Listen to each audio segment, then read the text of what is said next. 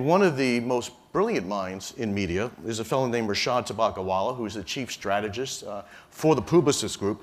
And he's going to talk to us today about how agencies themselves are evolving.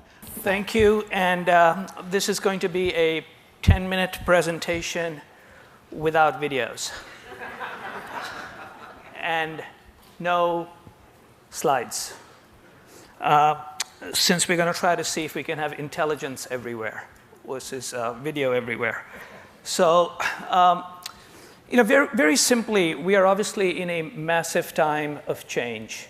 And there are three key drivers of change globally. One is globalization itself. The other is demographic shifts. And the third is digitization. Globalization continues. There are countries and people who try to prevent it, but it is kind of not stoppable. Demographic shifts are for real. I was in Africa last week. The average age there is a little under 21. I was in China, where the average age is aging, so they've said, okay, now 2 children. But demographics take their own time.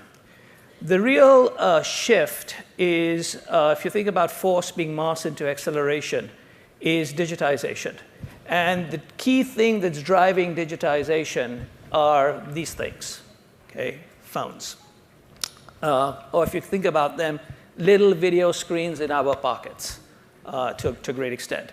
And when you look at phones, there are about 900 million mobile phones in India, 700 million of them activated. And the number of smartphones in the last 18 months has gone from 20 million to 200 million. More interestingly, the 2 phones that I currently have are the current United States state-of-the-art in phones. So it's the most sophisticated Samsung and the most sophisticated Apple. A year ago, those phones had 625 times the processing power of a Pentium computer of 1995. 1 year later, each of them have 70% more processing power, so it's about 1,000 times more, which means more power in these phones than in the first space shuttle, more computing power. That, by the way, is what we all have in our pockets. The prices are plunging and will continue to plunge, and the power will continue to increase significantly. As a result of that, all of us, when we're at home, are David. And that little device is the slingshot that lets us bring down Goliath. And you know who Goliath is? It's us when we work for marketers. It's us when we are a marketer. It's us when we're an agency. That's what's really bothering people. What's really bothering people is all of a sudden, marketers have got to learn to market, which they have not done for 30 years. Okay? And I've worked in marketing for 30 years. And I came to the United States, and I read this book at the University of Chicago by Philip Kotler called What is Marketing? Marketing is understanding and meeting customer requirements. And then for 30 years, I worked across some of the best clients in the world and realized that's not what they were doing. I could predict P&G market share for Crest by telling you where distribution to Walmart was going to happen, and their share would go up. I could figure out, looking at scanner codes, I could figure out doing a lot of stuff, and I realized 80% of what marketers were doing was a combination of logistics, technology, and financial gatherings or manipulations. Till 2007. In 2007, 2 things happened. The iPhone and Facebook went from .edu to .com. All of a sudden, we were highly empowered and we could speak. And marketers all of a sudden had to pay attention. Therefore, when we are at work, we have a headache. When we're at home, we are the cause of the headache. Okay? So we are in that lovely world where we are David and we are Goliath. When we're at an agency, when we're at a media company, when we're at a marketer, we are Goliath. The other place is David. And that really is where we are living, which is we're living in an empowered age. As part of this empowered age and as part of this digitization, one of the biggest changes that is basically happening is the opportunities and threats that face any particular industry come from outside it. So the reality of it is when the iPhone came out, Nokia and BlackBerry did not take it seriously for two reasons. One reason they did not take it seriously is because it did not happen to have a keyboard. But the real reason they decided not to take it seriously is, what does Apple know about phones? Because this was someone who was a computer company, and those days they were still called Apple Computer, were coming from outside. There is no Nokia to a certain extent, though there is a Nokia company, and there's highly questionable as to when the last BlackBerry will be shipped. Okay? So the reality of it is, you don't take people seriously, things happen. The real competitor to Nikon is not Canon, it's again the iPhone, or any smartphone to a great extent, because what's the use of a phone if you can't share your picture on Snapchat or Instagram or Facebook, right? And I sort of named it. If you're younger, you'd be on Snapchat. If you're older like us, you'd be on Facebook. In between, you'd be on Instagram, right? So that's the way the world works. And that is basically sort of the reality that we're living in.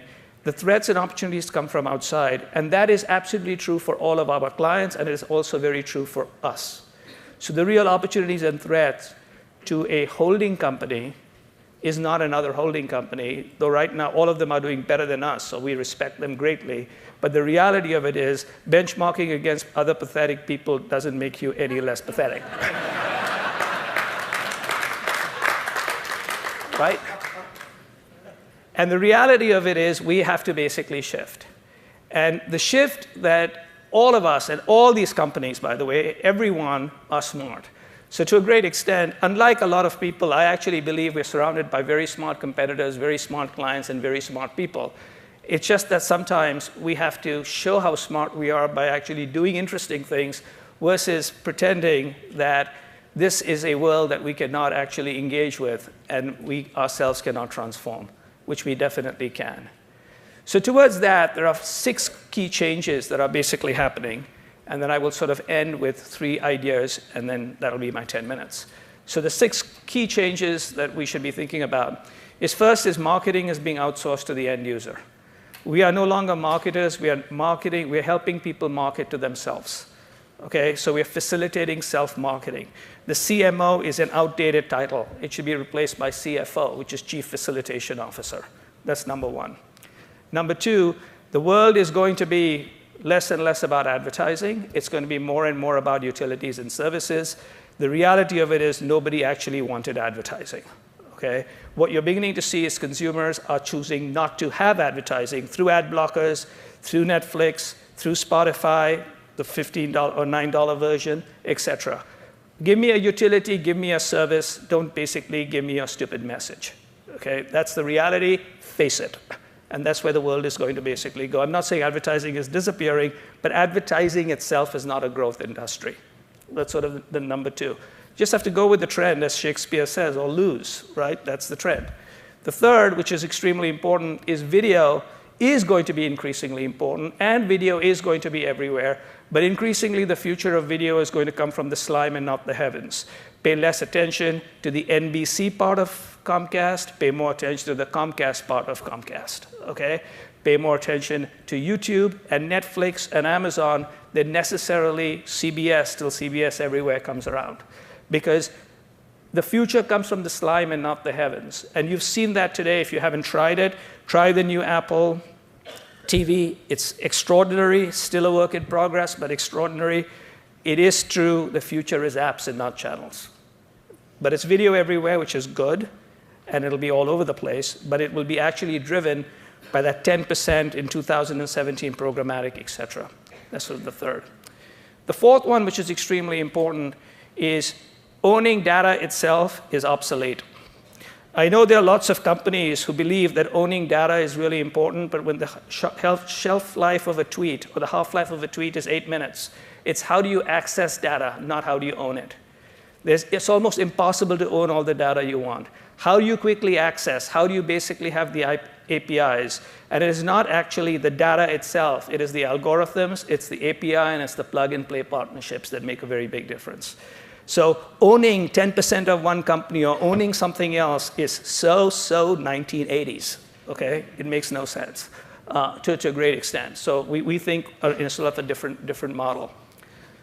Very, very importantly, and I will sort of end with this point, is we have to recognize that in a silicon, digital, data-driven world, we are talking to carbon analog human beings. And therefore, storytelling and creativity is going to be very, very important. Brands are increasingly mattering. Creativity is mattering. I think to a great extent, what was said about kinetic, I think there's a new form of creativity, which is kinetic. The old creativity, which still is very powerful, was basically video and film and audio and word and place, all very important, continue to be important. But the new ones are mobility. What is mobility? What mobility basically says is where you are is as important as who you are. I know where you are. I can do partnerships with people, access information. I know where you are. Social, which is you are part of the story. And APIs, which is you yourself can plug into, whether it's a YouTube video or some database to tell a story. Those are kinetic forms of storytelling. So with that, we as an organization, and we'll have more conversations on that, and all of us have to also recognize that change sucks, okay? So a lot of people say change is good, and my basic belief is I'm a happy camper. If things suck for you, you change, okay? I'm really cool. Don't worry about me. You change, okay? The problem simply is, and I hate the goddamn change. I worked for one boss for 11, now for 4. I worked for the same company for 34 years, lived in the same city for 36, and know my wife for 40 years. It wasn't a child marriage, okay? But the reality of it is I absolutely hate change. And supposedly, I'm one of the people supposed to drive change. Very strange. What that basically is basically I've begun to realize the more things you want to stay the same, the more you're going to have to change yourself, right? And therefore, our biggest challenges for all of us who are successful or trying to be successful is how do we actually change the people? Because everything is easy, but people get in the way, right? The reality of it is you can't just get rid of everybody. It doesn't work, okay? So how do we change the people? And that is basically a combination of how do we learn to collaborate better? How do we change cultures? How do we create competencies? And those are really the struggles that most organizations are having. And the organizations are actually too much about data, too much about technology, and not about real change. And we'll talk more about that. Thank you.